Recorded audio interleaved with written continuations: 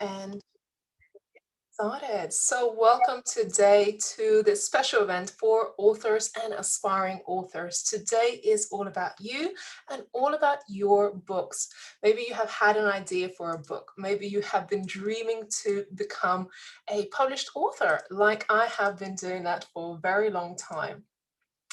And today is all about your book, about an idea for your book, and how we can bring this idea to life. We have some special guests today who will be sharing their stories about their publishing journey. So if you have an idea for a book, but you're not sure where to start, hopefully at the end of this event today, you'll have a better idea of how to bring your book idea to life, and also consider doing a co-authored book project.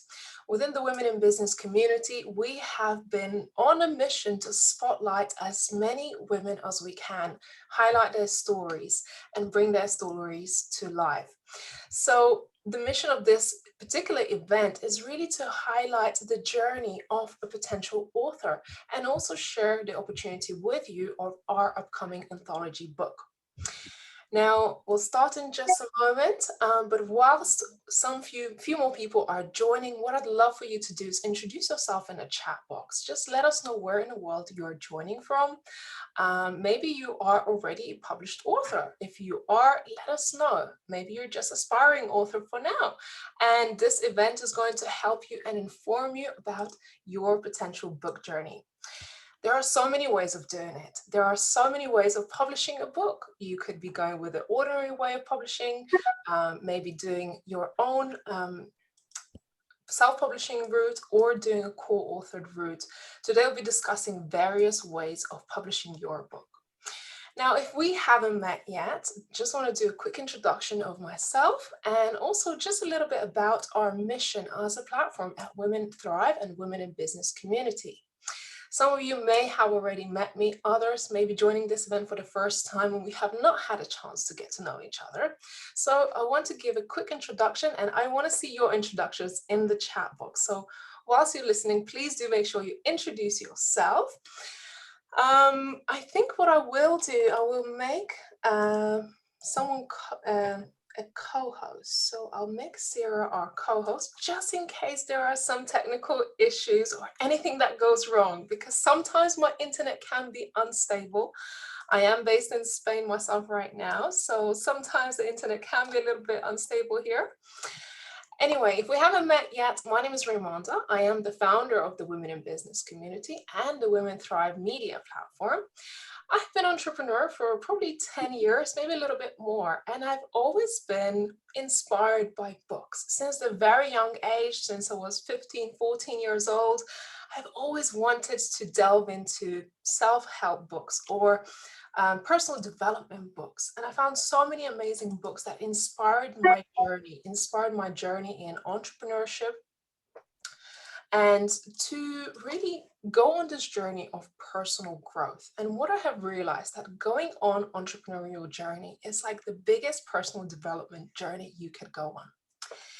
The more books I have read, the more I realize that I would love to do the same. I realize the power of the books being able to inspire you, motivate you, teach you something. And for the authors who have authored those books, I was looking up to them like, oh my goodness, they are the ones I want to follow their advice. I want to connect with them. I saw them like celebrities in my field. So naturally, being very ambitious and entrepreneurial, I always wanted to create a book. It didn't happen till last year because there's always something in the way. And if you can relate with wanting to write a book, but there's always something in the way, raise your hand and let me know that, yes, I have been dreaming about a book, but actually I've never got around to it. I am in the process of writing my own book, and I see you, Mary.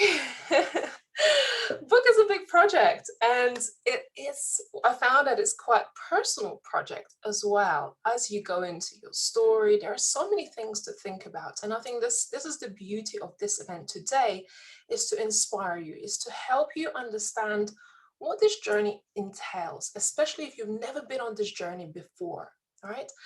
So just a little bit about the business that we have. We started the Women in Business community 5 years ago. with a mission to bring female entrepreneurs together, to bring women in business who are maybe aspiring to start a business, maybe have already started a business, or have already advanced in this journey already. The mission was to inspire other people, to support other people in their own missions, in their own journeys in business. I know when I started my business more than 10 years ago, I felt really lonely. I felt alone. Like I couldn't find anyone that would relate to me. Every networking event that I went to, I felt there were just so many guys with suits and no one to connect with. So the first time when we started the Women in Business events in London in 2017, I realized the power of connection between women, the power of community, the support, the ability to share our stories, to inspire, to motivate each other. And I realized that the struggles that maybe I was going through, or the challenges I was facing in my business, somebody is facing the same challenges as well.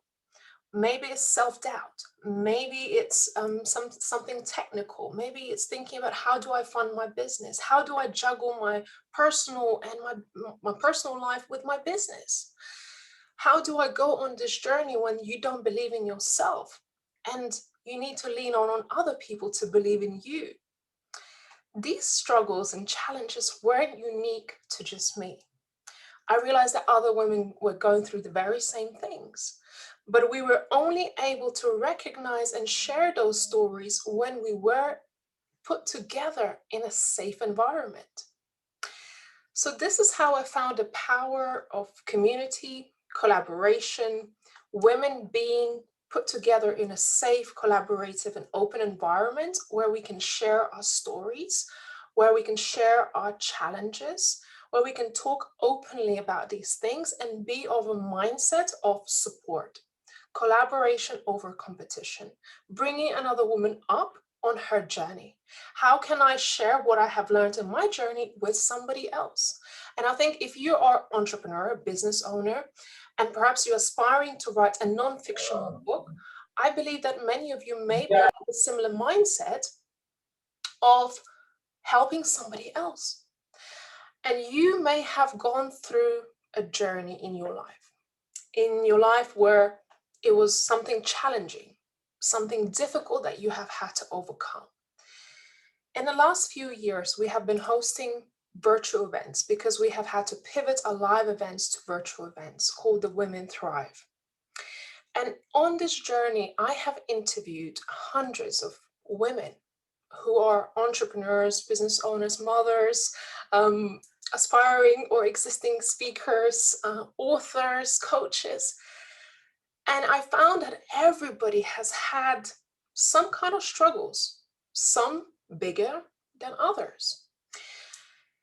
But what some people didn't recognize is the power and the magic in their struggles. You may not recognize whilst you are in that troublesome time, when you are in a difficult situation, you might be thinking, why am I here? Why have I been dealt this card? But only after you have overcome something difficult, you have found a strength in it, and you found a way through it, do you recognize that actually that was a blessing in disguise? Because it has taught me a lesson, a valuable lesson in my own life. And I want to invite you, ladies, to think about a moment in your life when you felt like you were dealt the wrong cards, like you were at the crossroads and something felt so difficult, so painful that you didn't know how you were going to survive it. It's those moments that actually define us.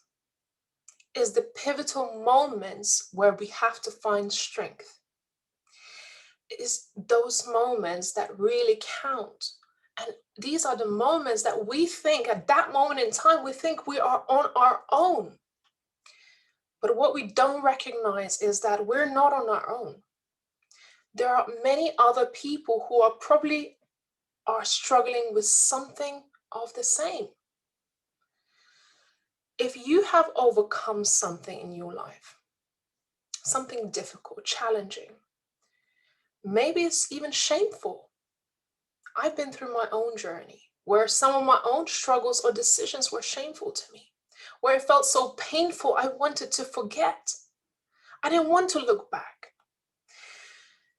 But only when I was brave enough to actually look back at my own life, my own experiences, and recognize that those difficult situations were actually the biggest blessings in my life.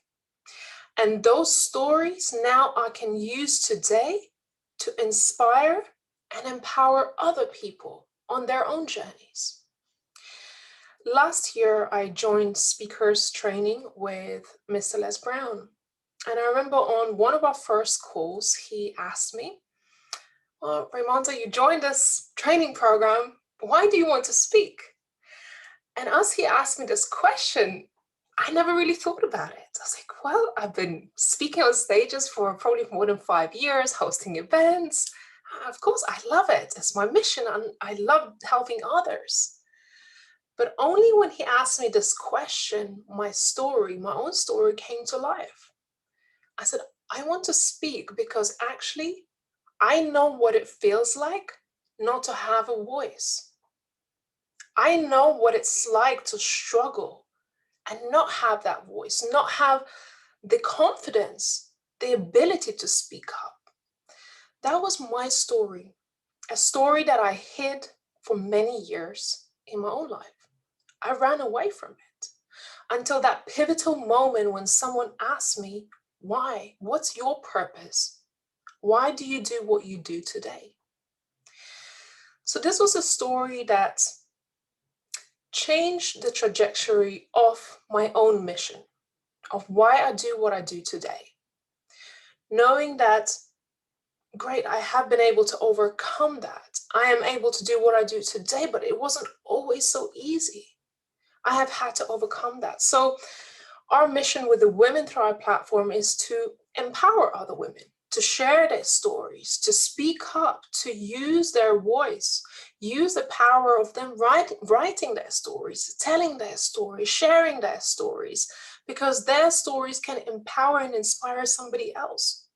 Until I took that story, that one question that Mr. Les Brown asked me last year, and I put it into a book, that's when I gave this story a power and mission of its own, to empower somebody else to find their own voice. The more I share the story, the more I realize that there are other women who are experiencing these very same things. And that fueled my power, my mission even more. So today you are here because our mission is to bring together 20 inspiring women who have been through difficult situations, who have a big mission, who have a goal, who have overcome something challenging in their own lives. And they have a burning desire and passion inside of them to get the story out. You may have been through something difficult, but you overcome that. You're a warrior. You are here because you have a story. And I'd love to invite you to meet our incredible publishing partner who will be joining us on this journey, who will be sharing a little bit more about her story and her mission and the work that she does with authors. We'll be talking a little bit more and inviting you ladies to share something in the chat. So before we introduce our publisher, what I'd love for you to do is to let us know if you're an author already or you're an aspiring author. So if you're an author already, just put an author, or if you're aspiring author, just put aspiring, and make sure that the chat box is set to everyone so everyone can see where you're at. So let's invite our amazing publishing partner who will be helping us on this journey and sharing a little bit more about herself. So that's Sarah Belchner. Hello, Sarah. Hello, my dear. How are you? I'm so glad to be here. Hello, my loves. It's so cool to see all the things that are happening in the chat, connecting with all of you, published authors, aspiring authors. And Ramunda, it was amazing just to hear again your story that got you here, because I think there's something really fundamental for all of us about voice and our ability to claim this innate power that we have, that so many of us have been separated from one way or another. And when we do it, you talked already a lot about the personal development that happens, we gain from books. But the reason as readers we get so much from books is because the authors of those books have been down those paths and are offering us some gems that they excavated out of often, the struggles and the horrors and the things that they went through. And they're like, I've been there. I went down back into those depths, not just to live it, but to retell that story so that you as readers can benefit. And the process of doing that ourselves to become authors is transformational as well. So, just a quick introduction of me. My name is Sierra Melker. I am tuning into this beautiful international call from Colombia, South America. I'm originally from the US, but I've spent 13 years in South America. And I founded Red Thread Publishing, an all female publishing company, a couple of years ago because I didn't have the support that I needed when it came to writing, when it came to publishing, and when it came to how to use my story for the greatest good for others, and how to use a book to help me build and grow a business. And so all of those fundamental pieces were the missing components that helped us form Red Thread. So I'm super excited to be here to share as much as I can with you, to encourage you, to give you that nudge forward if you are still like, someday I want to, I wish I knew how, don't know where to start, what will people think, oh my God, all of the spinning things that happen when we're not quite there. Also, if you already have a book out, congratulations, you've been through some of those emotional fires that actually forge us, right? Catherine, I see you there, right? We become published authors not because it's easy. We become published authors because it's hard. And that's why published author is still a title that we revere, because somebody has been through those fires, climbed those mountains, dug up that stuff. And so a few of our community members will be joining us at various points to share a little bit about their stories as well. So I'm really excited to be here. And with permission later, I want to share a quick exercise about why the world needs your story. Later. Thank you, Sarah. Such a pleasure to have you here, and we're just having virtual claps for you. Sarah, we connected because I've been watching your journey and what you do. I know we connected some time ago, maybe a couple of years ago, but recently I have been paying more attention to the projects you have been doing and the women you have been working and some collaborative books that you have brought to life. I've been thinking about doing this collaboration book for a while, because every time we do these summits, amazing women come forward to be as speakers, and we always just have limited amount of space on these summits, and there are always some amazing stories that I'm dying to get out into the world. So I've been looking for the right publishing partner. And when I met you, Sarah, when we got to truly connect, I started to see your values in how you do things, your beliefs behind your work, your mission behind the Red Thread Publishing. And this is when I knew that I found the right person. Because there's always, people that would do it for the money, and it's great. But you have a true mission, and how you do things as well, really, really aligned for us as well. So tell me a little bit more about your mission, and then what makes you different as a publisher. Yeah, absolutely. So we're on a mission to support 10,000 women to become successful published authorpreneurs and thought leaders.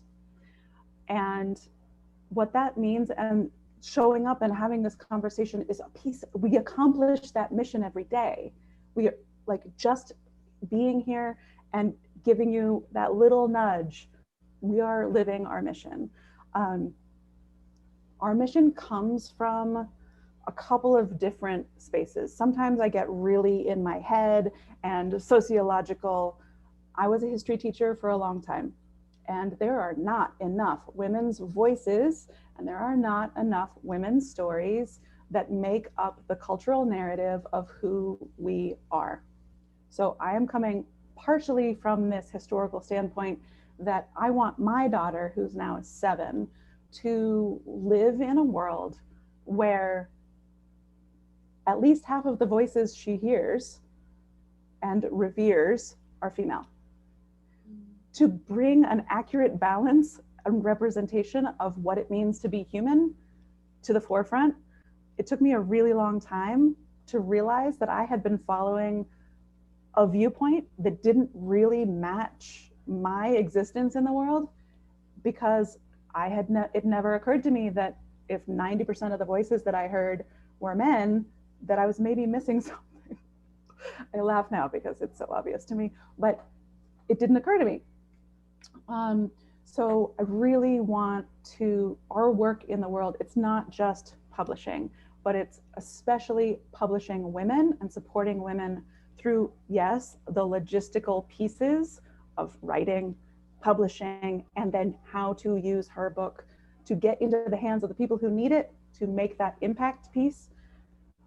But the emotion is so important. And for years, I read the books, right? I took the advice, all the things that say, here's how to do this. Here's how to go be successful in business. Here's how to go be successful and write a book.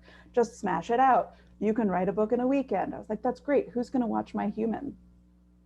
Okay. And so there were some missing pieces to the stories, the advice that I was taking. And I was like, well, maybe there's something just wrong with me. Maybe I'm not a writer. Maybe I'm not supposed to be successful. Maybe, I turned that disconnect in on myself. And I know, like you were sharing earlier, I wasn't the only one that was having this struggle. Okay. I sat down to write my first book.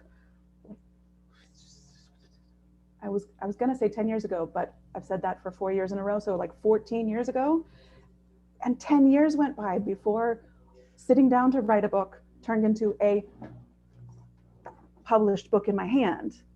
And it's not necessary for it to take so long, right? But the story was conflicting with my understanding. And so I have a teaching background. I have I was a transformational coach for a long time, supporting women. And so I integrated the teaching, that emotional transformation, and what I learned the hard way by doing it wrong a whole bunch, and just sort of maybe carving out a few things right, navigating the publishing industry on my own. I said, these things are missing. And so to your second point, what do we do differently? We are fundamentally a publishing company. But in order to publish, you need to have something written. And the logistic and emotional blocks that happen for women, how do we find the point that we want to share? How do we tell our story? How do we reach the people who need it? All of that stuff is a fundamental missing component. Can't publish your heart, can't publish a hope until you navigate how to get it out onto the page. And so we offer this writing piece. The inner teacher in me can't run a publishing company without also offering the support about how to tell your story, how to find your voice, and really go from, oh, I wish I could, to, damn, look what I just did. Yeah. And the other piece that's missing is so many people are writing, they manage to figure out the writing piece. They manage to navigate the publishing piece. And then their book falls flat because it hasn't been positioned properly, and they haven't figured out how to use a book as a foundational piece for connecting with the people who need that message and their other services. So how do we make a book impactful, effective, and useful in business? So those are all the pieces that we weave together, because it's too much fun to not. I love it. And on that point, and this is a question I wanted to ask you, ladies, if you have been thinking about writing a book, whether you have published now or you haven't published yet, how long have you been thinking to publish a book? Personally, I think it has been more than 10 years before I published my first co-authored book, not even my own. I am in a process. I've written a third of a book that I never published. So that's another thing. We write books, but we never actually get to the end of it because we could be sitting on this project forever.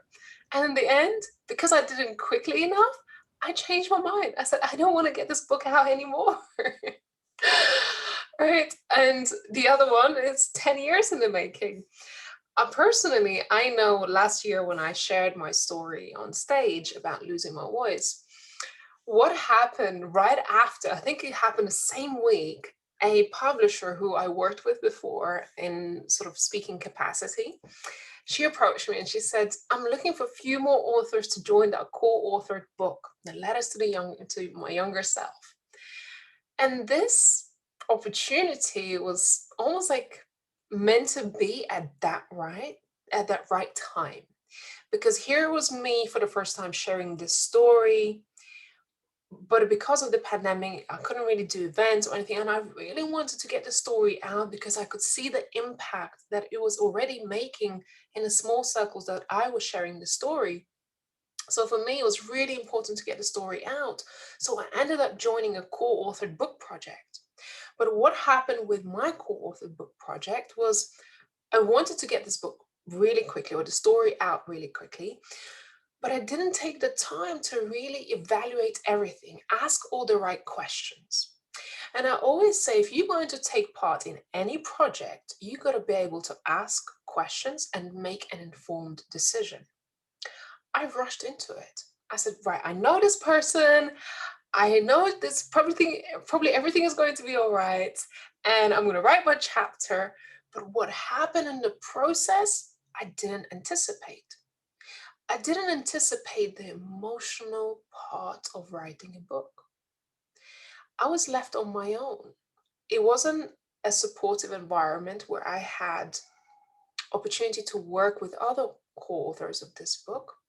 We didn't have any coaching calls. It was just a deadline for me to meet. And I had 2 or 3 weeks to do it. I said, 3,000 words. This is nothing. I can do this in like a day.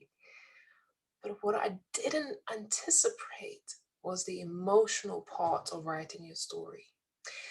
The imposter syndrome that happens and the questioning of yourself that happens, and you ask yourself, am I good enough? Who's going to read this? Is this okay? Is it not okay?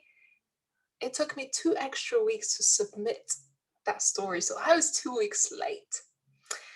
And when I look back, I don't regret writing this book at all. But what I hope or what I wish that was available to me was the support. And this is what I have recognized about Sierra's work and maybe your approach and your beliefs of how this kind of project should come together. So let's talk a little bit more about doing your own book versus doing a co-authored book, and perhaps what does one need in order to take their book project idea to the final stage, because we all have an idea, but we could take 20 years to write it. And I guess 20 years is a bit long time because tomorrow is not promised. Yeah, absolutely. So because we're an all-female publishing company and a number of our authors are here, and I can't wait for them to share a little bit about their experience, but because we're an all-female publishing company, I feel like it's given us some free reign to speak, okay? And we often talk about a book like a baby, because right now, if you are an aspiring author, you're essentially pregnant. You are full of this idea. You are holding this possibility. And the process of growing that into something that can live on its own and the labor of bringing it out into the world is hard. But it's also creating something that is a gift to the world. So we talk about a book like a baby, and we talk about a book like your gift to the world. But we think about it this way in that everybody recognizes that gestation takes a while, whether it takes 6 months, 9 months, 10 years, there's no rush. Excuse me, South America gets a little loud sometimes. Maybe we'll be selling some avocados on the street. If anybody wants an avocado, just raise your hand. That it takes some time. And I think for so many women, I know that this was true for me, there were a number of really common obstacles. Number one, this is a big deal. It is a huge energetic commitment to write an entire book. I have inherent doubts about myself and my ability and who the hell am I to tell the story. But I also didn't, it felt too big when I started. It felt way too big to write a solo book. And this is why this concept of collaboration is such a, it's for me, it's like a no-brainer, right? It's, oh my gosh, I could either be pregnant all by myself, give birth all by myself, raise this baby into adulthood all by myself, or I could become a part of a group of aunties and share a bit of myself and my heart, and then sometimes hand it off and be like, not today, thanks, right? Can't do that with a human child, and you really sort of can't do that with your solo book. If you put it down for a minute, it doesn't get written. If you stop marketing it, nobody sees it. But in collaboration, so I've written and published 2 solo books, okay? Heart and soul, beginning to end, I'm the mama. But in the last 3 years, I've also published 11 collaborative books. Wow. And I will promise you, there's no way in hell I will ever do that all by myself in 3 years. It would be too much work. But the idea of, as you were saying at the very beginning, the power of connection and community and collaboration and sharing in that supportive space, we can do a lot more together with a lot more ease. At Red Thread, we often talk about making the impossible, like doing the impossible and making it easeful. Never easy, but with ease, because it feels impossible until you've done it. Every person here who is a published author has done the impossible. It was impossible until you did it. And then you're like, oh yeah, that's no big deal. We have this weird perception of the things that we have yet to do. They seem like, oh my gosh. And the things that we have done, like, oh yeah, that's easy. But when we lean in together, when we come into a space where, like, even though your experience with your collaborative chapter wasn't exactly what you had in mind, you became an author. You faced those challenges. You learned from some of those mistakes, and you arrived in this container that you'd been wanting to accomplish for 10 years. So you had some guidance, maybe not enough, and told your story and did the thing. That was the step closer to the next step. Sometimes it's one step at a time, because it's actually, sometimes it's too hard to take the whole journey in one single bound. Yeah. And writing a single chapter, emotionally, it is the same roller coaster as writing a whole book. When you're telling a powerful story, like I just say, put your seatbelt on, right? We are on this ride. When someone signs a publishing contract with us, we have a new word. Everybody says, oh my gosh, I'm so excited. Oh my gosh, I'm so terrified. Brandy's on this call. When she signed with us, she's like, I'm so excited. I'm so terrified. I think these are not 2 separate feelings. It's one word. You are excitified. It is this, I am getting on a roller coaster on some journey. There will be ups, there will be downs.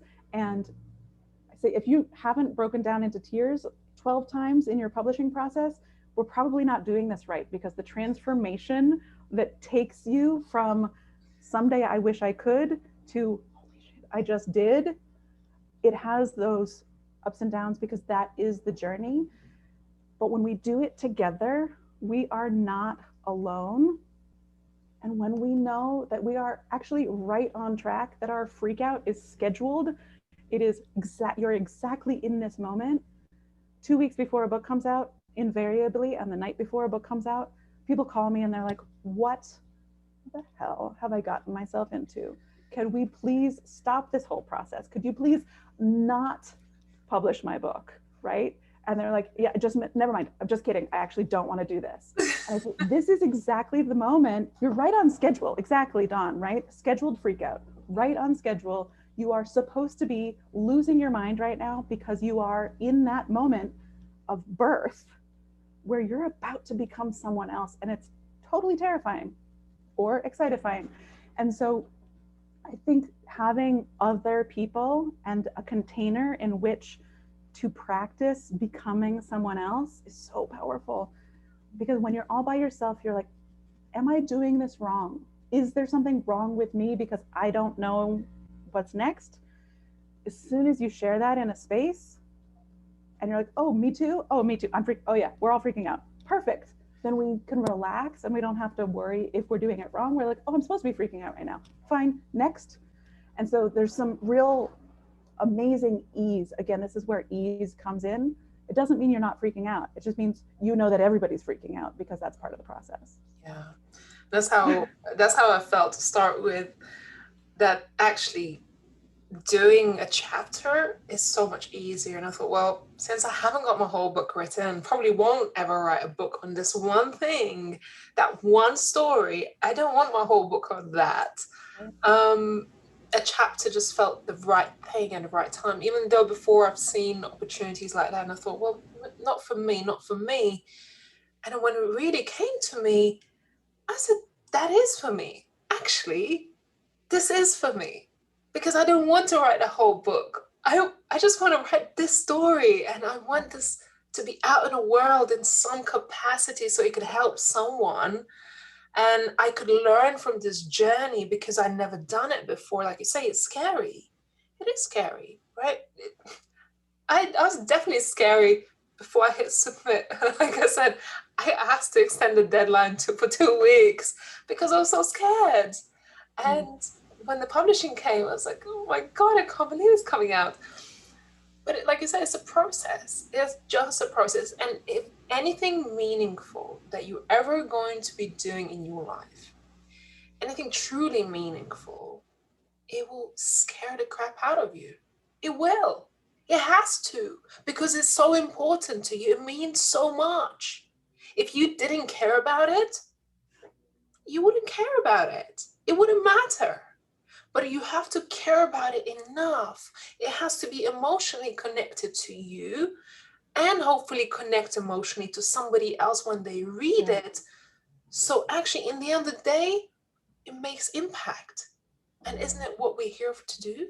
This is what you were saying all at the very beginning of your introduction of like the struggles that you've been through end up being those gold nuggets. And if you aren't struggling, then you don't have anything to share. But if you're not sharing the struggles that you've been through, then those struggles aren't serving anybody else either. That every struggle we've been through turns into a blessing. And I find personally, and I watch this again and again, is that when we take the time to write our story, we often have that mindset shift. We see the value in our past struggles instead of like, rah, rah, rah, struggle, struggle, struggle. That's a bummer. I wish I didn't. Like, oh my gosh, I am so glad I lost that job. I am so glad for that breakup. I'm so grateful for that collapse of this thing because it put me in a space and forced me to this and taught me that. And then when I see it, I can pour that into my writing and offer it up like a gift to somebody else who might be in the same situation and not know how to get through it, or just seeing their own struggles only as struggles instead of gifts. So there's just so much richness that can come from it. I want to invite you ladies to perhaps ask a question if you would like to. If you have anything a burning question, or perhaps you want to share your own experience as an author, maybe you just recently published a book, just share a snippet of, where you're at. I know we have some guests of yours, Sarah, that we will invite in just a moment. And I know a few of the ladies that you have worked with now because I got to meet them, and I know their stories and their voices are incredibly powerful. So Sarah, would you like to take this question, or would you like to invite one of your authors? I'm going to definitely, we have to address the how do I get started? Iris, this is the fundamental question until you've answered that question. And then there's a new fundamental question, but this is always the first fundamental question. So I definitely want to address it. But one of our authors who's here, Brandy, has a short amount of time. And so she's written in a collaborative author book with us. Yeah. And I want her to bring her on if we can. She and I have the same last name, but we are not related. It's just one of those awesome, weird things in the world. Because she wrote a chapter in a solo book, and that ended up becoming some transformation for her that I hope she'll share, because now she's signed on to write a solo book. And it is that, let me try this. Do I like this? Do I want to do more kind of thing? If she could come on for just a moment and share that story, and then I can get to the how do we get started. I'd love Perfect. So that's Brandy, right? Yeah. Hello. Hello. Hi. Yes, I'll sit and I can share real quick on the how did I get started, just to talking about the synchronicities of where you're at in the world and how do you know if things are right and all that mess. Actually, how I got connected to Sierra was somebody named Adrienne, and her and I got connected 1 or 2 years prior, and she happened to connect Sierra and I because we have the same last name. And I was like, oh, okay, this is neat. And, never thought about writing really. And then I was reminded about a short story I wrote in high school. And then I reached out to Sierra. We had a conversation. I was like, hey, I wrote this kind of fairy tale story, or I'm sorry, not in high school, in college. I really enjoyed the story that I wrote. How does this work?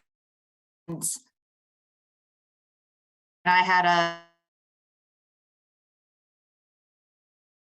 I signed up to do a collaboration.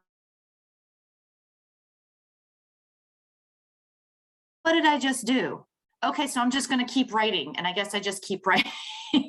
So that's a very jumbled mess of how I got started, but it honestly all started with a connection from 1 to 2 years ago, and then to a conversation. And then I was like, yeah, sure, let me throw this into the mix of my crazy life right now, and let me write about something that happened when I was in high school. And even when I was writing the story, I wrote probably 5 or 6 different things before I actually came to the story that was kind of like, as Adrienne put it, she was like, it was a story that raised its hand and said, ooh, pick me. You need to talk about this. And it was a story that I had actually forgotten about from my childhood. That's actually a pretty impactful and important story, and kind of helped shaped who I am today and what I advocate for and who I am as a person and who I am. And I can say writing through the collaborative author process was very, very easy. There were many times where I would say, oh, hey guys, are like, how much time do we have? How long until everything's due? And it'd be like, oh, you've got to, 2 weeks or 1 week. And then, it'd kind of count down, and we had weekly meetings to where we could all kind of work together and collaborate. We were able to share and have, beta readers within the group, which is really nice, because if you have a story and let's say it does involve some people that are family members or close friends, and you're not sure, you don't really want them to read it, but you need somebody else to read it. A lot of the stories that the women are coming together and sharing are coming from those places of vulnerability, and everybody recognizes that. So we are all stepping up to the plate vulnerably, saying, hey, I'm not so sure of myself right now. And we're all saying, yeah, me neither. And we link arms and we all just kind of keep walking together and saying, okay, I'm not sure, you're not sure, and we're going to do this. We can do this. We're going to do this. And are able to put something out into the world where I've had several people reach out to me that have said, like, I've known you for 20 plus years and I had no idea. And I'm like, oh, you read my book, or, you've read a book I was a part of. Oh, okay, cool. Okay, you're still talking to me. Okay, we're good. Like, things are good. So, and it's also, even if those people didn't have that response, it's like, that's okay, because I've got a bunch of people that are coming with similar stories and similar backgrounds and similar situations. And again, it's ultimately, you're not alone, to what you had addressed when I came on, you were speaking about feeling as if you were alone, and you're not. You're really not. And that is probably one of the biggest things. And as Sierra said, I started with the collaborative author book because I was like, I don't know, this seems like something fun. And since I did that, I was like, there's actually another story with the situation I'm currently going through. And so the book I'm writing is a little bit of therapy for myself, a little bit of guidance for others that are going through other similar situations, and that are also addressing and kind of flipping the societal standard of at least they don't, and kind of having that bare minimum conversation of, well, at least they don't do this, so you're okay, you should stay where you're at, even if you're not happy.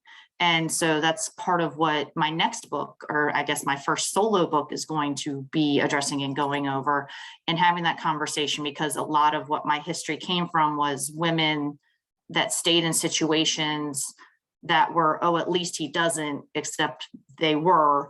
But the public perception was everything was great and fine and wonderful and dandy, when it actually wasn't. So I highly recommend, Sierra's team. They've been fantastic, and you just never know. I mean, everybody's here for a reason. For whatever reason, the universe lined up for everyone to come together today. I can say, me being here, I was like, oh, I got a 2:00 meeting, and Sierra was like, if you can come a little bit before. I was like, that sounds great. I'm happy to do that. And the universe worked out. It's currently nap quiet time, and I had some time before a meeting. So pay attention to the little butt taps of the universe, and acknowledge where you're at, and know that you're exactly where you're supposed to be in this time and space. As much as, other things may be out there and it hurts, or it sucks, or it's maybe not ideal, you're here for a reason. Like, you are here in this exact time, moment, and space with these other individuals for a specific reason, and trust that. Thank you, Brandy. I think this is actually a perfect segue to link, because how do we get started, right? And one of the things that we say all the time is, we write to discover what we know. One of the things that comes up, a lot of women come with this question of, what do I have to share? What's my value? Who needs my story? What if they don't? And we come with a lot of doubt and questions. And it's through the discovery process of actually putting pen to paper. How many people have ever written something and then gone back and been like, oh, that's actually really good. Who wrote that? Oh, that was me. Oh, I wrote that, right? We don't necessarily know the brilliance that we have until we show up for the story. We write for ourselves. We write to discover what we know. And then it's actually in the editing process that we can really focus on who needs the story beyond me. The first draft is always the worst draft. And it's in the revising of that and shaping it and getting clarity on who else needs this and how do I make this story serve them, that both the writing becomes valuable and is not just the published version of your diary, but also where we show up and really bring value for other people. And so thinking about the audience. I don't want to do this right now, Ramonda, but later, before we sign off, I want to walk people through like a 5 or 8 minute meditation that I always do, that I think will be really helpful for this point in particular. Fabulous. And how do you get started? And I know for a lot of people, they may already have that clear idea of their story, but when we talk about non-fictional books, and we talk about a book being a tool, maybe your glorified business card, right? Majority of us are in business. And if you're going to go into this journey of going through a book, investing your time, energy, and money in publishing a book, this better be a tool for you that will open the doors. So when we talk about how do you get started, what do you put in a book? I love that this is a part of the process that not only you offer, Sarah, and we really aligned on this idea of let's really delve into the process because, like I said, I wasn't given that advice or guidance when I put my chapter in a book of how can I use my chapter to open new doors? Is this a story that I will be able to use further down the line in order to help me connect with people that I want to connect with? My ideal audience that I want to reach, the clients that I want to serve. Is this a book or is this a chapter that's going to help me make that connection and make a difference in their life or bring across a story that will inspire them to actually take that next step with me? So it's part of the process of figuring out who do you want to attract, who do you want to speak, which part of your story is actually relevant. And why is it relevant in the end of the day? Because at the end of your publishing journey, when you have this baby in your hands, you want to get it out in the hands of the people who will take it and carry it and read it and enjoy it. And ultimately, will they be connected? Will it serve your business? I know we women are very given, very kind and caring, and we do it because we're passionate. I love it. But every time I get on the phone with a speaker, with an author, with someone who we can help and support, I ask them, what's in it for you? Why do you want to do this? And this is an important question. It might be self-serving question. A lot of the times the women jump in and say, I want to do it because I'm so passionate and I want to make an impact. I want that for sure. But it has to also serve you. It must serve you. As a business owner, as entrepreneur, this has to be a tool for you. So we build it into the process of support. And Sarah, I know you don't only work by yourself, you also have other book coaches who help through that process. Do you want to just share a few things about this?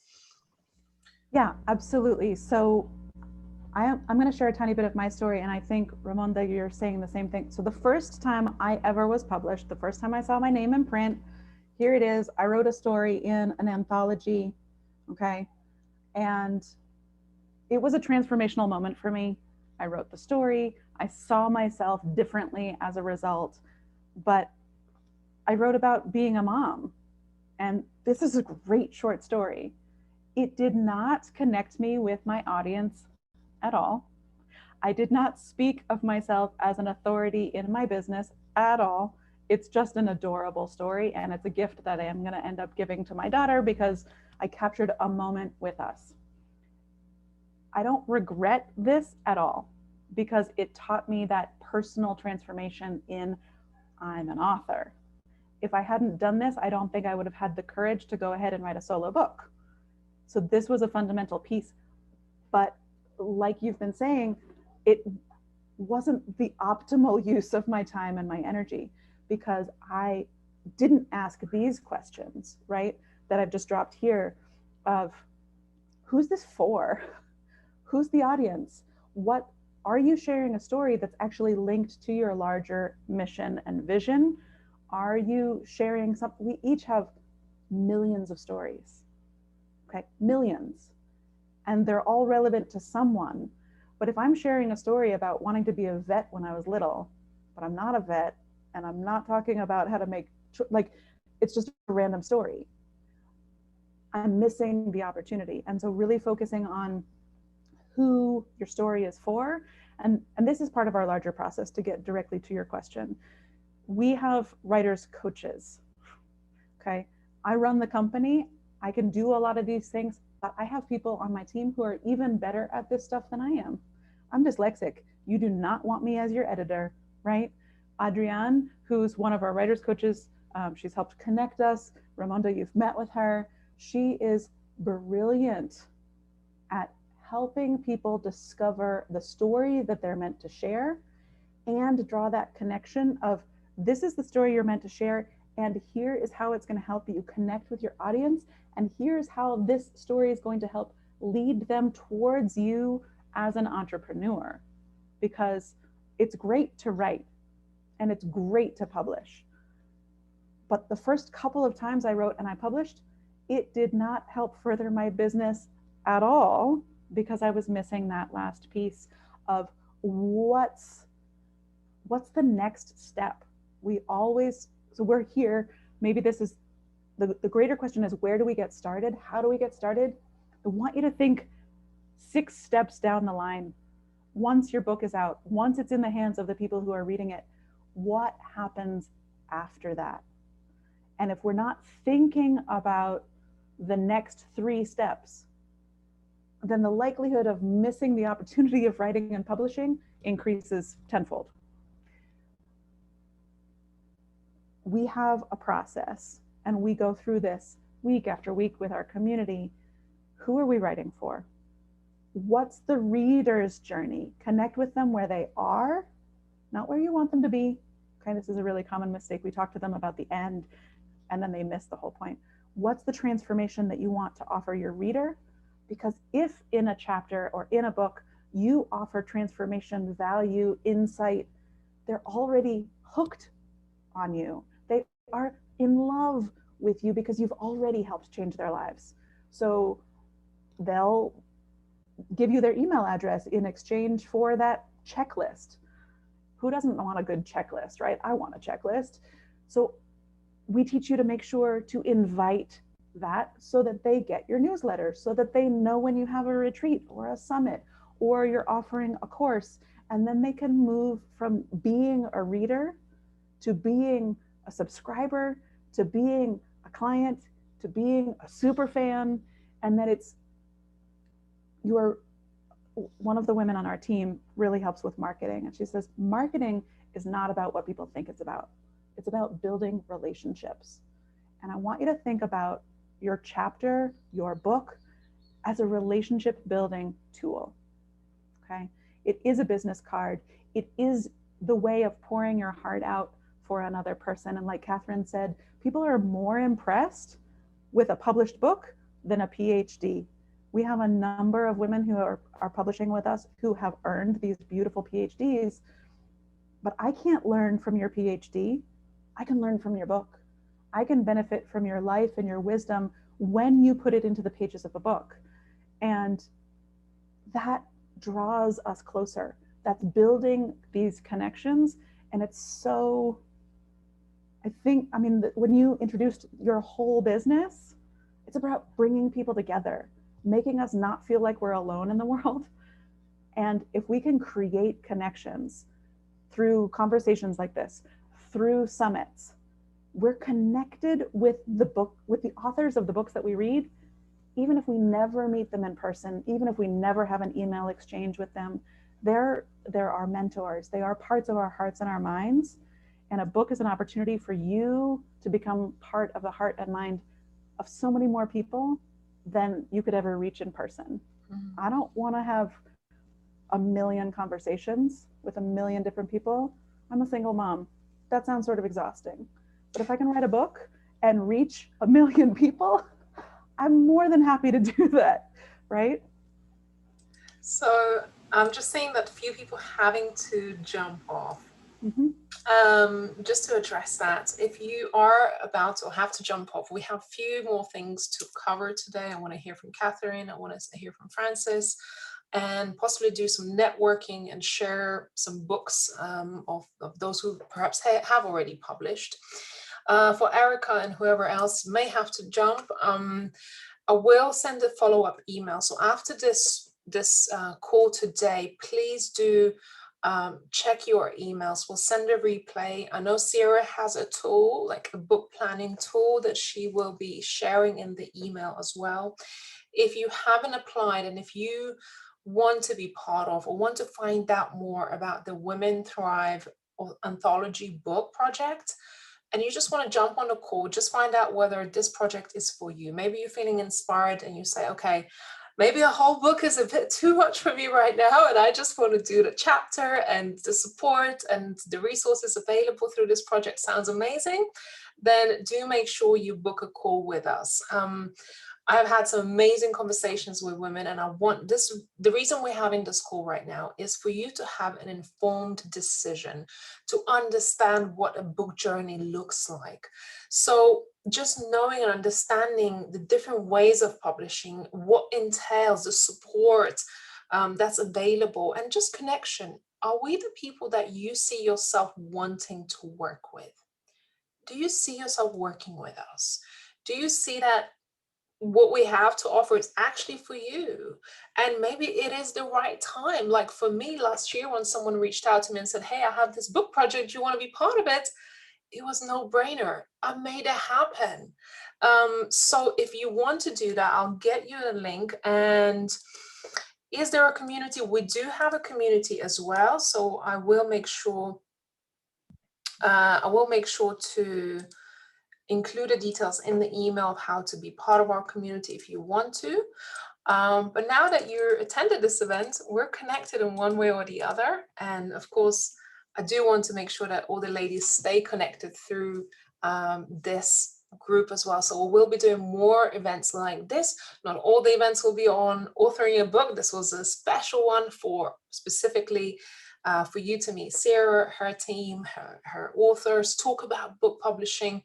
But in the future, we will be doing monthly events on different themes. Might be marketing, maybe public speaking, maybe all the other amazing topics that all female entrepreneurs need. So thank you for those who are still here. Good to see you here. So who do we think you have to hop off? It's been wonderful. Thank you, Kari. It's good to see you. Catherine, I want to invite you very quickly. I can't wait to hear from Francis. So Francis, I'm sorry we're holding on, but I know you have an amazing story to share. So I'm kind of holding on as a special introduction for you. But Catherine, let me just spotlight you very quickly as someone who has been part of our community for a while, and I have personally got to know you so well, and having heard your story, actually having your book in my hands just a few weeks ago was quite special. And just a feeling that you have of holding a book and seeing you through this journey of birthing this book has been quite amazing. So tell me a few words yourself and also the book for our audience. So actually, I would say to our audience, firstly, be prepared to be surprised when you've written a book. Because I wrote this book with an idea of addressing corporate executive, ambitious corporate executives. I've been one myself, I've broken the glass ceiling, so I've done it, you know what I mean? And so I thought, well, I'll use my own experience to address subjects like imposter syndrome, like how to say yes, how to say no, using my own experiences rather than talking from a higher than thou situation. So the surprises have come. The one I've mentioned is that people are more impressed by my writing a book than writing a PhD. And I can understand to some extent, it's far more difficult writing a book than it is doing a thesis, trust me.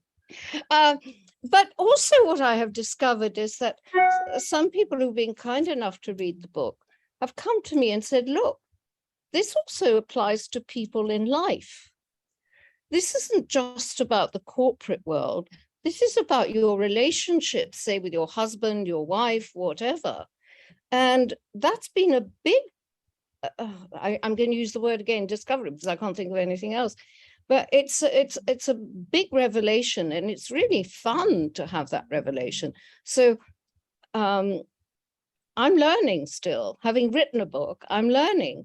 And I try to meet with my readers, if I can, either physically or via Zoom, to hear their thoughts. And it's fun. It's fun. It hasn't been fun writing it all the time. But Sierra, I don't think I cried, but I sweated a lot. And I sacrificed a lot for my book. I'm a very social animal. Half of my social life went out of the door because I had to be there with my book and concentrating on it. Christmas Day and the next day were spent writing, which I can do. But, be prepared. There will be sacrifices there, but they're well worth it. And what Raimonda kindly expressed there, I can't tell you the pleasure I had when my printer came to me, my home, and brought me one of the first copies. I mean, it was you're smiling, Sierra. I mean, you know what I'm saying, don't you? And I just said to him, it's so soft, the paper's so nice. It's such an incredible experience, isn't it? It's is holding your baby for the first time. I imagine. You see, I've never had any, so I try to say you're holding it. Oh, exactly. I have a figurative one. Yeah. And I had two figurative ones in the past as my ailing parents who I had to look after. But no, I've never actually had children. So I'm shy of real mothers who have, had brought something into this world. I've brought a book in and I love it. And guess what? I launched my book on the 14th of July. And I promised to the world that I wouldn't be writing another one. And I've started writing the second one. Congratulations. That is so exciting. Yeah. It gets addictive, I tell you. And what's particularly addictive, and I don't want to detain everybody here, but is that you discover a lot in the process. You discover about yourself and you discover that maybe you have a message there that can really help people. Things that are so obvious to yourself, but not obvious to third parties. That is beautiful. So all I would say, ladies, is go ahead and do it. I love that. Thank you. Yes, and congratulations for your just freshly released book and hopefully for the second one that's coming. Thanks, Catherine. It's always a pleasure to have you in these calls. Thank you. Appreciate you. So next up, I want to introduce your guest, Sarah, your author, who I had a pleasure to meet and connect with and really hear her unique perspective. She has published a number of books already, and she's been able to share her experience with me privately. And every word I was just sucking up. I was like, we're going to do a podcast right here, right now. So please welcome Frances to today's conversation. Frances, would you introduce yourself a little bit and share something about your book journey? Hopefully we'll put our conversation into a podcast, but I can't wait to hear from you today. Yes, my name is Frances Trejole. I grew up in California. I have only written actually one collaborative book. So just want to clarify that. It's Sanctuary, and she's got a copy right there. So I had always wanted to write a book in my life. As a little girl, I love stories. I really enjoyed them, but I tried different times in my life. I popped up my head and I thought, okay, I'm 19 now, I'm in college, I can take a course. And I remember feeling so lost because everybody there was talking, oh yes, I write poetry, I write this, I write that. I spend hours doing this every day. And I just felt so lost. And so like, I don't even know where to start. So I dropped those courses, and this is with a published author who I thought was really amazing. So I put it down. I picked it up and put it down so many times. But it wasn't until I was a stay-at-home mom for such a long time. I had done some things in my life. I had been a teacher, and I found the way I did teaching very stressful. I had a Bell's palsy attack, and I thought, you know what, I need to change my life somehow. And that turned into retreating and just being a mom for 20 years, basically, or 18 years. So 3 years ago, I stepped into a journey of bettering myself and giving myself some self-love, putting myself first. And then I got to a point where I felt like, okay, so what's the next thing? I've got this. I can see that I can nurture myself and give to myself. And then I had met Sierra, and I'd done a course or two with her that she offered for free. And then one day in the feed, it popped up, you know, what's next? What's next? my Facebook feed showed me, what if writing a book was easy? And I had to look at it and I had to be like, okay, what does this mean? Because it's like every attempt I had was like all this advice that was very, unfortunately didn't work for me. It was very masculine, very like write every day, okay, so you write every day, but you have all these pages that don't amount to anything. And so I had some kind of introduction to it. And then I just remember feeling so held, like the same sensation I felt held by the universe because I was giving myself self-love, a very similar one by a group of women who knew what it was like to be women and try to do something in the world. These women had done something. Sierra had done something. The women that I interacted with in her group had done something, and it wasn't easy. It wasn't easy in the sense that when doing it alone was the worst part, trying to do things alone. But having this support made the work worth it. So I know that definitely that's why I stepped into this. And then the process of writing, that piece where they ask you, okay, so what's the thing in the world you want to have after? I kept asking myself through the whole process because I didn't know what that was, but I just knew I want to help women, but it's like that was too general. But I think it wasn't until I was sharing about the book and it was about to come out, I was having leaving voice recorded conversations for my friends for a launch party. As a writer in a collaborative book, we agreed to bring 50 authors with us to buy the book on the launch date because we make our own success, right? At least this is how we do it. Through this process, I just got bolder and bolder, and the picture just got clearer and clearer that I wanted to help women. And I like this atmosphere, this community thing. I want to run women's circles. I also want to help women do what I do, what I did, what I experienced. I'm actually in the process of signing on for writing a leader book. So I have a topic and I want to bring 20 women together and have this experience of being the auntie that brings other women into this space. So that's one step. I want to run women's circles, and I'm in the process. Never in my life did I think I wanted to run a business unless somebody showed me exactly how to do it word for word. Now I'm stepping into like, okay, so I need a business license. I ask people how to do it. I search for things. I don't hide anymore. I felt like this process did away with that imposter syndrome that I heard for so long. I'm 50 years old. I waited till I was 50 to publish, but I feel like the next 50 years are going to be a lot better than my first 50 years. I love that, Frances. You just shared something that almost every woman comes with. You start with this, I don't know if I can, I don't know who this is for. Even if we have a business, it's still like, I'm not sure, right?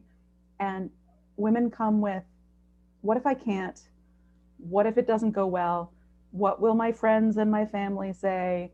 Who am I going to piss off? I've kept quiet. Maybe I've lost my voice and built a whole identity around keeping it all to myself. What's going to happen if I actually tell my story, own my something, show up as I truly am? And so people come with a lot of doubt, whether it's with repercussions or doubt about my capacity to do something. And through this process, whether we do it sort of, no one publishes with us alone, but especially in collaboration, you're really in the same phase as a whole bunch of other people. You build friendships and you build relationships, and those bonds are fierce.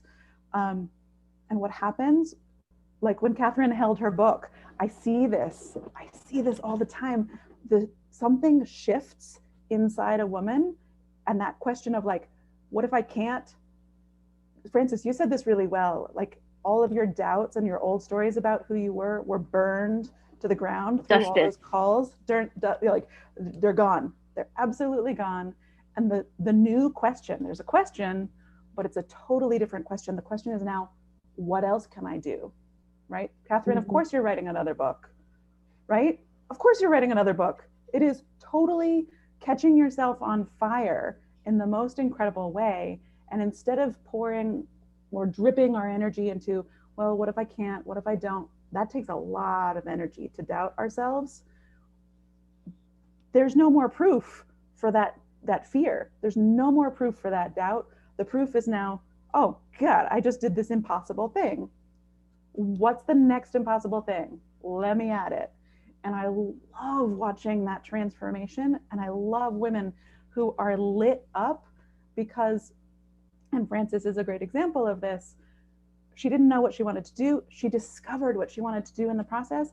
And now, God help anybody who stands in her way, because she is on it. And that's the whole fun, right? Mm-hmm. Not only did she write a chapter, share her story that is then reaching people. Did you order 150 copies of the book and like 1 million mm-hmm. copies showed up at your door? I love it, right? And so your story is getting into the hands of the people. It's going to make, you're planting seeds in the hearts and minds of so many people, but then you're also on your own journey. And that, for me, the power of books is infinite because it transforms the woman who wrote it. And then there's no end to who your story can reach. And for me, I just love it. Oh, thank you. Thank you so much, Frances. And I just saw a comment from Nita. I love the absolute fire, motivation, positive energy on this call. Go, Frances. Proud of you. And Matthew, got this, and the world awaits. And yeah, the world is awaiting. I think the world is awaiting for us to actually step into our shoes, step into our purpose, step into our power. We have it. Hey, we have it. We definitely have it. But sometimes we're just afraid to step into those shoes that we're meant to walk. And if you want to make this impact, if you actually want to transform somebody's life, transform yourself. See who can you become? Who is this person that is capable of becoming? That is the question you want to ask yourself. Who do you see yourself as? And if you can see yourself as an author, as someone who's holding a book right now, it doesn't need to take another 10, 15 years. It doesn't need to take even 5 years, a year. We're doing our book in the next 3 months. We're going on a journey starting 1st of September, and the book is going to be published in December. Before the end of the year, the ladies who are joining our project for the Women Thrive collaboration book are going to be published before the end of the year. And I want to see their names in light.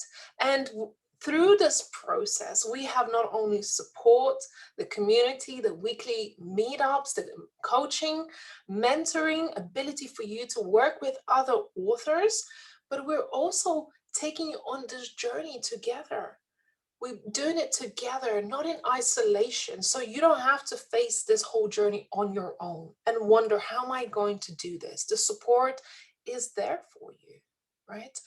When we do launch, we're actually preparing a summit in December. Whether you are going to be part of this book or you're here just to learn a little bit more about becoming an author, in December, you're invited to be part of our summit, where we will be interviewing these ladies and getting their stories out into the world. And that's so, so powerful, because that's one of the things I didn't get to do on my journey. I didn't get to do those collaborations. I didn't get to celebrate with everyone. And I felt that was a big missing piece of doing a project, birthing something together. And it's like I was invited to the baby shower. Hey, like, we gotta do the celebration, right? So I have shared, and I know Sarah has shared also, if you wanted to book a call with her, specifically if you wanted to write your own book, we are going to be doing a quick visualization exercise in just a moment. But here's a link if you wanted to book a call with us to have a chat about becoming a published author before the end of the year in the Women Thrive Anthology book. I want to share a little message from one of our ladies who already have signed up to this book. She couldn't be here today because today is her daughter's birthday. But she said, Raimonda, can I share a video why I have joined this particular project? Because She has been offered many projects like this in the past. And when she came to me, she asked me very specific questions about this project, and she made a decision to be part of it. So I want to share a quick video by one of our authors who already signed up to be part of this book project. Bear with me. Hi everybody, this is Deepika Sandhu, and I am so excited to be part of Raimonda's upcoming fabulous, soon-to-be amazing anthology project. And I want to tell you why. As a two-time published author, I regularly get asked to participate in other collaboration books. And every single time I've said no. For me, those projects were unknowns. I just didn't know who I was going to be working with, if it would be of the quality and caliber that I would expect of myself, that I expected out of my own books, and if it would actually be launched in a way that would be aligned with myself and my own values. With Raimonda, I know I have all of that. She has an amazing capacity to pull together an incredible lineup of women and bring a project to fruition in a way that creates absolutely magical results. And I know this anthology project is going to be exactly the same. So if you are on the fence about coming into the project, I really do encourage you to dive in. This is going to be a beautiful, epic journey. And for me, I know participating has felt like a full body yes. I just knew right away that if Raimonda's name was on it, it was something that I wanted to be a part of too. So any of you are welcome to reach out to me at any time. You can find me on Instagram at deepikasandhu.co, and I'm more than happy to connect and share more of my thoughts. In the meantime, best of luck and enjoy the rest of the conversation with Raimonda and team. So this was our author who already have signed up to be part of the project. She has been part of our summit this year. And there has been many other ladies who raised their hands to be part of this project because they have experienced our approach with community, how we bring projects together and how we execute. And one of her questions was, who else do you bring on board? And what is the process? And how can I trust that if I put my name to this project, that it will be a quality project?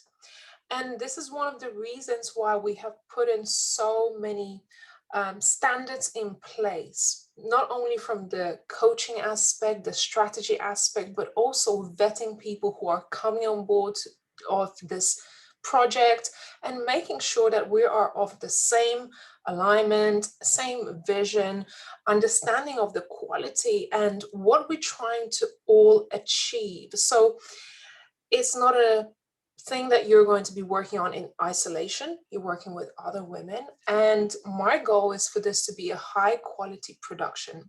That is one of the reasons why I have asked Sarah millions of questions. I have asked her about the editing process that goes to 2 or 3 stage process for editing and formatting. That we go through authors supporting each other in their review process, making sure that you actually get the right stories, you get the right support, the marketing, the exposure, and post-launch that you continuously supported and promoted in this process. This is like a baby you're bringing to the world. I want you to be proud of it. Whether you go with us as an option for you to co-author a book, or if you go with any other projects, I want you to ask those questions. Do your due diligence. Do you have enough support? Do you have enough guidance? Is it quality production? Is it going to be edited? Is it going to be reviewed? These are fundamental questions I did not ask when I put my money down to work with a project. I just went in blindly without even thinking. But what I have learned, that actually the support, the community, the tools, the resources, the launch, the post-launch activities, these are important parts of any project. And I always say there's an opportunity cost. So if you're doing this, what are you not able to do, right? So if you're going to take this leap to write a book and publish a book, it's got to be valuable. And when I say valuable, it's a tool for you to open new doors. Next year, this time next year, you will be speaking on stages. You will be opening new doors to new media opportunities, new interviews, speaking opportunities. This is sort of the beginning of your transformation, because as you have heard, writing a book not only transforms you internally of how you see yourself, but how other people receive you and how you're able to open new doors to new opportunities. I think that is one of the powers that becoming an author has.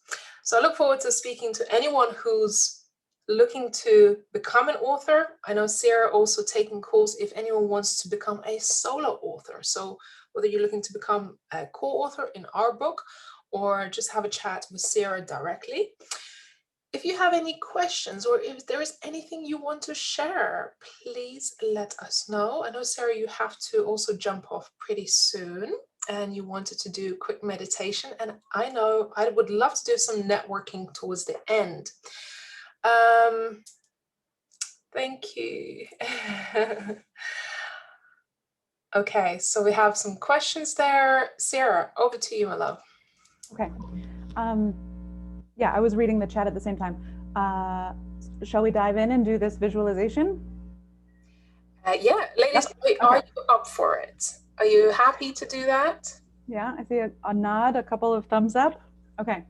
I want to share this with you because it's actually something that we come back to again and again. It answers the question on some component, some level of how do we get started?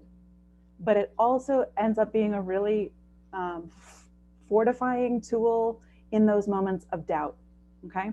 So I want you to close your eyes and take a deep breath.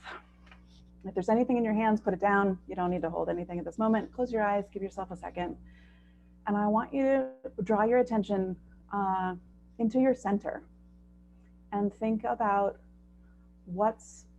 if you could give the world one gift, what would you give? What do you want to offer the world?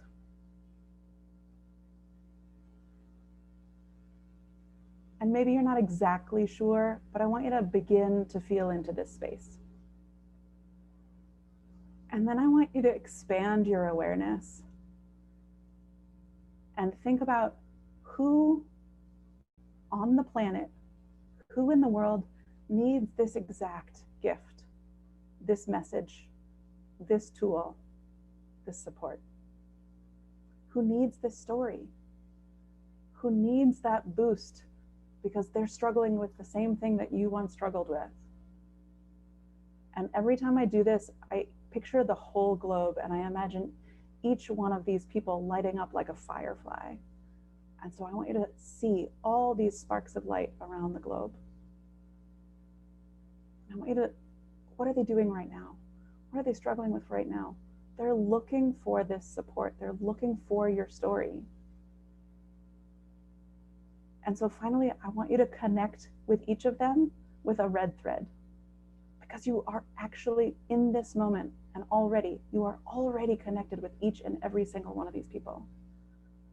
You have a story and a gift for them, and they are looking for you. So this relationship, this bond is already fused. So take a deep breath with that and bundle up all of these threads. Keep them in your heart. And when it comes time to start, come back to these people and what you have to offer them. When you doubt yourself, come back to these people and what you have to offer them. And that connection that is already in existence. You're already connected to all of your readers. Whether you've written, dreamt of writing, never even thought of it until today, you are already connected. Okay. And so that was a huge journey we just took in a moment. So take a deep breath and try to come back into this moment, into this room, into this body. But I want you to hang on to that process because it is epically powerful. And it's gotten me and my audience through a number of sticky moments. So that question of how do we start? It's what do I have to share? Who needs it? And what's that A-B journey? I literally draw a stick figure, 2 stick figures on a piece of paper. Here's where this audience is stuck, struggling, lost. Here's where I can get them. And I draw an arrow and I make a list underneath. It is like the simplest. it's deceptively simple. But then I have this list of where someone is and where someone's going to be. And then I can map out, how do I get them from here to here? I just outlined my chapter, my book, my business, my mission in the world, anything and beyond. So I just wanted to make sure I shared that because it's epically fun. It sounds so simple, but it's so profound. And sometimes the most simple ideas become the most powerful. I'm sure many of you have written or read a book on the 5 minutes rule. You know, just something so simple, 5-second rule, right? How simple is that? Just count down. Someone could write a whole book on 5 seconds. Crazy simple, but powerful, right? It doesn't have to be this monumental thing that you have.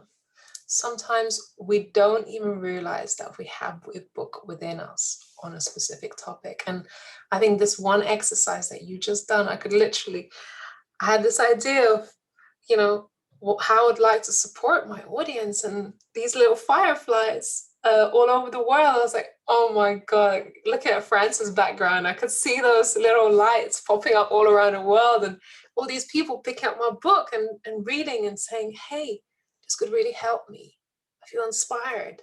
And if you think about some of the books in your life that touched you deeply, that actually inspired you so much, that you held up these books and you said, wow, this is a book that changed my life. This is a book within you that could change somebody's lives. So I'm excited. Any other questions? And Sarah, what time do you have to leave? I'm going to need to pee at some point, but other than that, I'm here for you forever. I love it. Any questions? Anyone who would like to come on camera and ask a question or share something, maybe something new you have learned in this process today in our conversation, please feel free to raise your hand, and would love to hear from you on camera, if you don't mind, or if not, type something in the chat. And while some of you are thinking, okay, so Frances said, if anyone wants to speak further about what it's like to participate in a collaborative book, so you can reach out to Frances. I think we will be having a podcast interview with Frances just on her journey, because I felt really inspired by her story, and I definitely want to educate more women on collaborative books, individual books. What's the difference, Sierra, between the two? If people are wondering, should I go it alone? You know, have this book, should I do it alone? Or is a collaborative book project something that's worth my attention right now? What would you say? That's such a great question. And I think everybody in the world, but especially everybody on this call, should make sure that they sit with that question and sort of check in, right? Like we've said before, a solo book is a slightly bigger effort. It does not have to be. Okay, I'm going to show you the first 2 books I published. The first book I published is this tiny, skinny little 100-page book. Okay, I wrote this book, it was sort of all I did, but I wrote it in 3 months.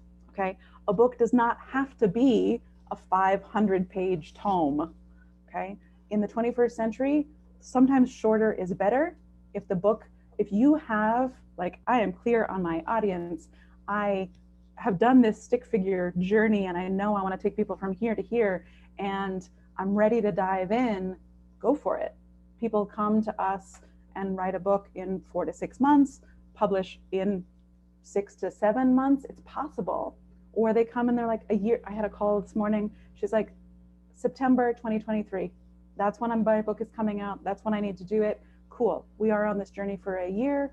We're going to make sure her business is in place. We're going to draft her book. We're not going to rush it and hurry. okay? When I wrote my first book, I stopped everything and I wrote for 3 months, bam, baby, the fastest baby you will ever have, right? It is one of the ways to do it. It's not the only way to do it. If you know that maybe you have a book in you, but you're not ready to do the whole effort right now, and you want to learn the process and you want to get your feet wet and you want to have more than one book out in the world, a collaborative is such a cool way to navigate this unknown, okay? Because a lot of the doubt and the fear that people have is it's just because it's new. That's it. 90% of your fear is, I don't know anything about this. But if you write in collaboration and you publish in collaboration and then you learn the marketing strategies and all of that stuff, like Frances, 6 months ago didn't know any of that. Now she's like, now I know all of that. So I can freely go into this with a lot more information and I can risk more because I feel comfortable about X, Y, and Z. And so a collaboration is a cool way to get your feet wet. I'm also really proud of the fact that I have 11 books out there. To speak on something that we haven't named about collaborations, every time you share, here's just a couple of the books that we put out in collaboration last year. Where's the camera? There's like 60 or more voices here. I have a chapter in each of these books, okay? Frances and I are in here. So we each write a chapter. We each help market the book. That means my chapter is now in front of Frances's audience and her chapter is in front of my audience times 20, okay? And so the idea of reaching people outside of our existing network, it's like you can have a party and invite your friends, but if you have a party and invite your friends and tell them to invite 5 of their friends, you're gonna meet a lot more people and they're gonna be the right kind of people because they're friends of friends. Those are the people you wanna be in front of anyway. And so the impact, because we talk about writing, publishing, and impact a lot. The impact of a collaborative book, the effort is smaller and the impact is greater. And so for me, anytime somebody comes to me with a collaborative book, if I know, like, and trust them, I know the quality is good and they're the right kind of people, I'm like, yeah, absolutely. If somebody's a little shady and dodgy and they, whatever, I'm like, no, thanks. But really getting clear on, I want to be in front of as many people as possible. I want to be in front of the right people. And so if Frances asks me to show up for her audience, I'm like, yes, I'm going to be in front of her audience. Ramonda, you had this idea? And I was like, yes, I want to know your people. Okay. And so a collaborative is a place where we can do that forever. Okay. We made this book together and forever we're going to show up in front of people's audiences forever. A year from now, 3 years from now, someone's going to be like, oh, I read Frances's book and then I read your chapter. And so I'm interested in talking to you. Okay. And so the power of collaboration happens in the moment. But so Red Thread's logo is this drop and ripple. And there's the moment. And then over time, the ripple just keeps on moving, right? I've had a couple of calls today. I didn't say this. I spoke to a woman today that I met at a conference in Las Vegas in 2018. Okay, that ripple keeps rippling. And just, there's the moment the book comes out, there's the big hurrah, there's the be invited to the baby shower, by all means celebrate the bejesus out of the accomplishment in the moment, and then it's an investment that will keep reaping rewards. So those are the differences. A book, a solo book does this. When you collaborate, it does it 10, 20-fold and onward. Thank you. Really insightful. I just love how you put it together and just distinguish the difference. And I think it's good to have that awareness when people making those decisions, for themselves. Yep. I want to invite Neetu, who has been part of our community. She's spoken on stage before, and I'm sure she may have something interesting to share. Hi, Neetu. How are you? Hi, everyone. Can you hear me okay? Yes. Yes, perfect. Well, Sierra, it was so wonderful to hear from you today. I love the idea of this collaborative book. I see some familiar faces on this call today, and I only have wonderful things to say about Raimonda. I mean, she is such a dynamic woman of a leader who has helped countless women, empowered them in so many ways, who have now been brave enough to share their stories, including myself. So I can really speak for how incredible of a woman she is. And I'm just looking forward to this. I just want to say thank you for taking this on. Raimonda, thank you for this, I mean, just incredible idea and actually putting the wheels into motion, because I really think this is going to be very inspiring to a lot of women and really create that impact. Love the logo, Sierra. I think that is so creative and it couldn't be more truer. So just wanted to say thank you. And I'm really looking forward to this. I've signed up and I'm here for this. This is amazing. Yay, thank you, Nita. I'm very excited. We have worked earlier this year together, and your passion, commitment to women empowerment, to girls empowerment, all the charity work that you're doing and the speaking and through your business, empowering women. I think this is where we share the same values. And that's one of the questions I always ask people when we jump on calls. What are your 3 top values? You know, because it's important. If we share similar values, then I think we're going to go far. So I'm excited. I'm excited that you're part of this project as well. And yeah, just doing it together, holding hands together and going the full length. Because sometimes we hit struggles or we hit roadblocks or challenges or things we're not sure or doubts. But if we have women to hold hands with, it's going to be much more powerful. So Nita, I appreciate you.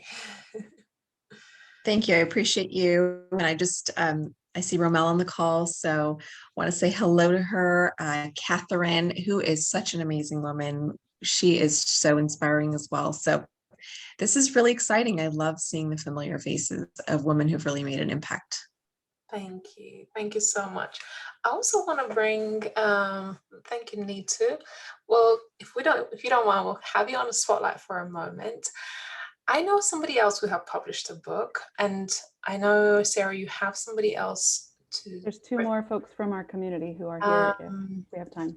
I just want to hear from Coylette. I know Coylette has published a book and she's been on our stage before, and if she would be open just to share a few words about her author journey, if you don't mind. Well, hi. Hi, Coylette. How are you? Hi, everybody, and the ladies that we shared the stage with together. Good to see you guys again. My journey started many years ago, and it wasn't a journey to publish a book. It was a journey in journaling. I just was walking through some crazy times in my life, and the Lord led me to journal. And so I did that for probably about 2 to 3 years. And then all of a sudden he said, okay, now turn it into a book. And I was just like, excuse me, because that was not on my radar. But I published my first book in 2013, and it was very exciting. I was like Catherine when I first held it in my hand. It was just like, oh my God, did I really do this? So it was exciting. I've published 3 now. Have a 4th one that I've written that is, kind of still sitting around because I got some more things to deal with, but that one's on me. That one's about me, so it's a little different. But the journey of an author is very fulfilling. I definitely agree. It is like giving birth. Once you complete it, it is it's a monumental task. The best thing that I can tell you guys right this moment is you are in the best place with the best person if you want to embark on anything in life, and that's Raimonda. She is phenomenal. She, it's like you hear these things about people that really care, but she really, really cares about women and about their journeys and seeing them blossom, and light up the world. And she's your greatest cheerleader and will walk you through whatever the journey is that you're going on with her. So yeah, just, if this is something you aspire to do, you're in the best place to do it. That's it. Thank you, Colette. I appreciate it. I can't wait to see your next book and some really big projects. Your story has been amazing. From the first minute I heard it, I felt really inspired, and I know you guys making me cry. But just like yourself, you have such a phenomenal story, and I know everybody has a story, and these stories need to get out into the world. So I appreciate you sharing your testimonies, your experiences, inspiring others, and doing what you do in this world, showing up on a daily basis and keep on going. And I know we still a lot of challenges in our world, in our personal lives that we face every day. But you know what? We keep on going. Every day we get up, we put our shoes on, we keep on walking. So I just want to applaud you all. Thank you, ladies. I will pass it on to Sarah to bring a few more of her guests, and we will wrap up in the next 15 minutes. So Beautiful. thank you, Colette. I will remove you, ladies. Thank you, Nita. Appreciate you. Good to see you. Jessica, are you in a place where you can connect with us? And Rihanna, are you in a place that you want to say hi? We can bring you on and share your stories. There's Jessica. Jessica is I can chat. Yeah, writing a solo book with us. Can we pin her? I'm sorry. So I'll just speak briefly about the solo book process. I have been working on my project for a couple of years now, and got to the point that I needed to figure out how I was going to publish it. And by the universe connecting me to Sierra, I found Red Thread, and it's been a phenomenal journey of taking what was fairly my bulk of my book really to the next level, and being able to take it and put it in the world and get connected with people like Frances. And I'm going to have a chapter in her solo project. So it's actually worked in a really beautiful, I have my next project now because of getting to work with her. So that's exciting for me. And the process and the structure that Sierra's created with the group is just really phenomenal. As a solo, one, being connected to the greater group of Red Thread, and even though I didn't write I haven't been part of a group project yet. I look forward to that experience, but just the group and the connection, and then the hand holding and the support that I have to take it into the publishing and marketing, and how it will get to actually feed my next business. I own a business now, and the next sort of bigger personal love project is in process. So it's been a joy to join this call today. I'm so excited for the project you all are working on. It sounds phenomenal, and I can't wait to read it. So, Sarah, is there anything else you wanted me to talk about? Does that cover perfect. stuff you needed? You're gorgeous. Thank you so much for joining us. I really appreciate it. Thanks, Jessica. Lovely to meet you. I look forward to staying connected with you. And thanks so much for sharing your journey as an author and your journey with Sarah. So that's really beautiful. And I think that's it. Rihanna was here briefly with us. She's been doing our writers circle, but I don't think she's on the call at this moment. But she's been part of just the writing process, the incubator to excavate the story. And we teach a very uniquely feminine process about creation, about storytelling, about how we go through it, sort of offering an antidote, an alternative approach to, you have to sit down at 7 a.m. and write for 30 minutes every single day, and you have to be a machine and smash it out. If that works for you, go for it. If that doesn't work for you, there is another way. It's sort of a cyclical creation, looking at the dreaming and the inspiration space, and then the planning and the mapping it out. and then let it come through, channel the whole thing in its raw, authentic, messy version, that your first draft is always your worst draft. You wouldn't want it to be any other way. So like accept and let it in its mess, and know that the fourth part of that creation process is revision. And that's where we make it accessible for somebody else. That's where we make it better.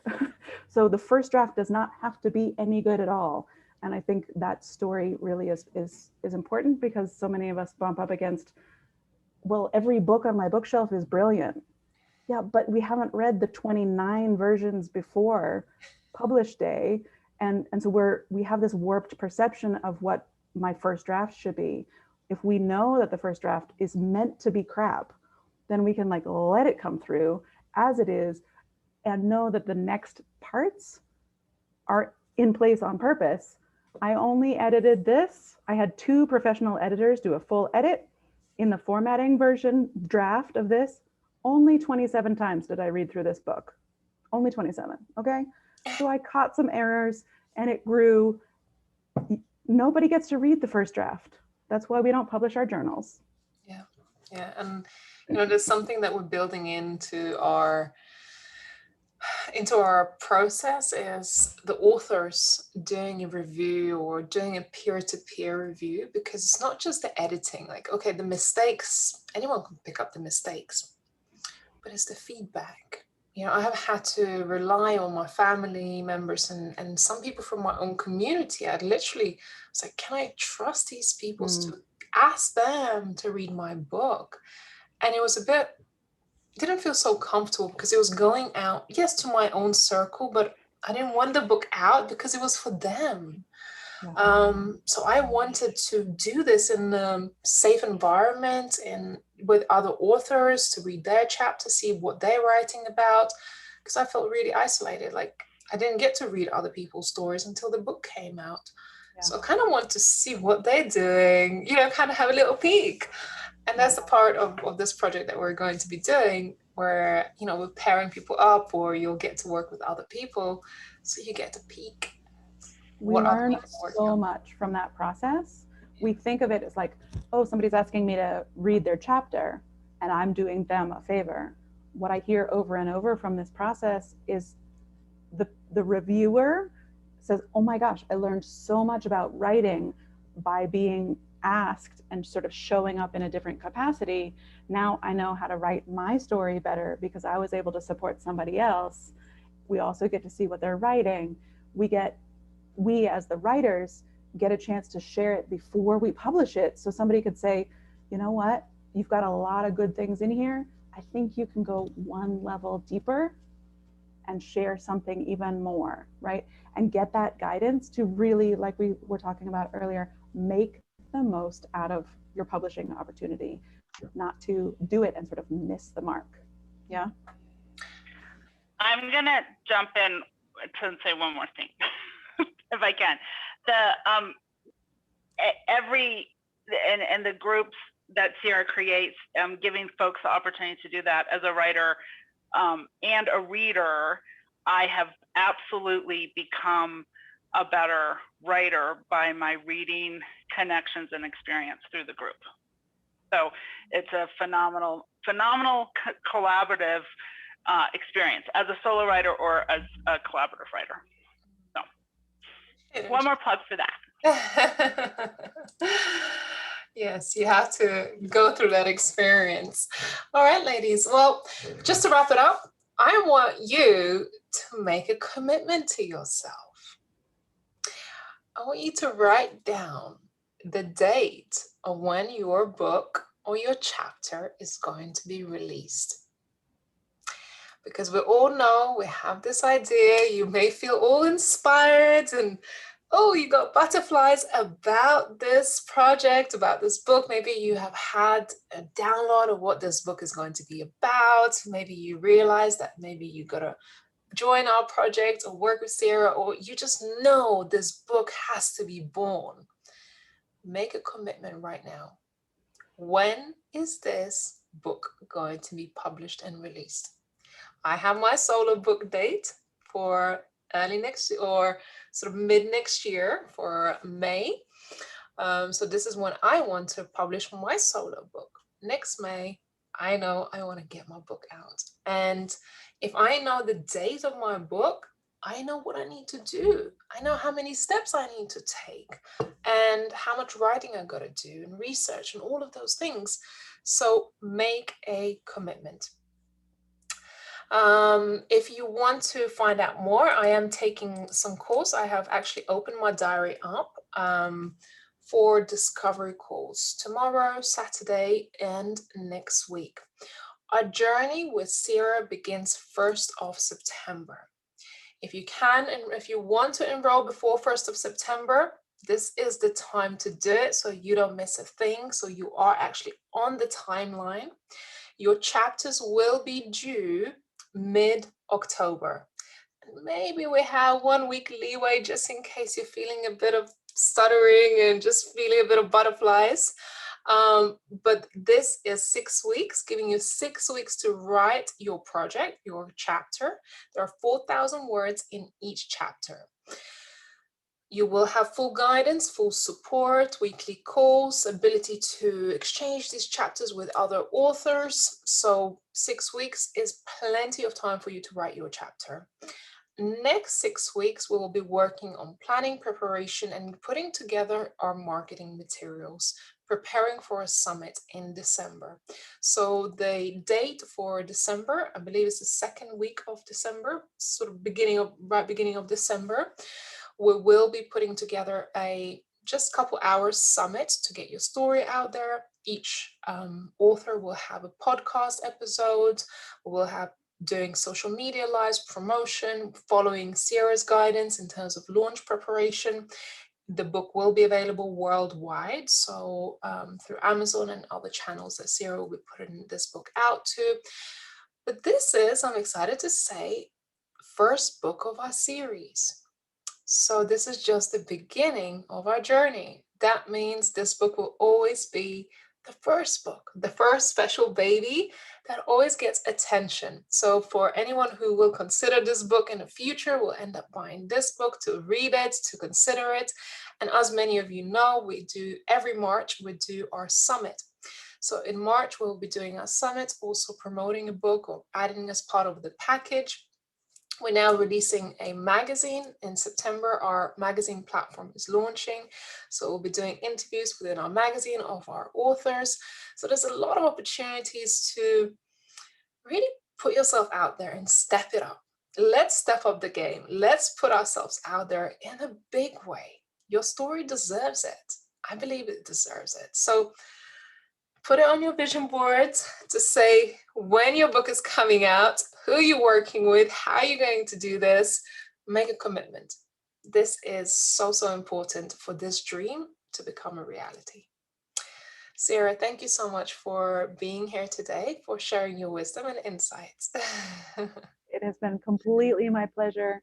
I love hearing from all of these different women. I just want to echo again how amazing you are, your work in the world, the community that you've built, and working with Raimonda and having magazine, summit, podcast, all of these pieces are the built-in marketing pieces that most people drop, and books aren't successful because they don't have a lifeline built out, and you've already organized all of the fundamentals for people. And so this is just one of those opportunities that's going to skyrocket someone's visibility and opportunity in the world. And I'm just so grateful to get to support you and your whole community in this process. It's going to be so much fun. Oh, thank you, Sarah. You've been amazing.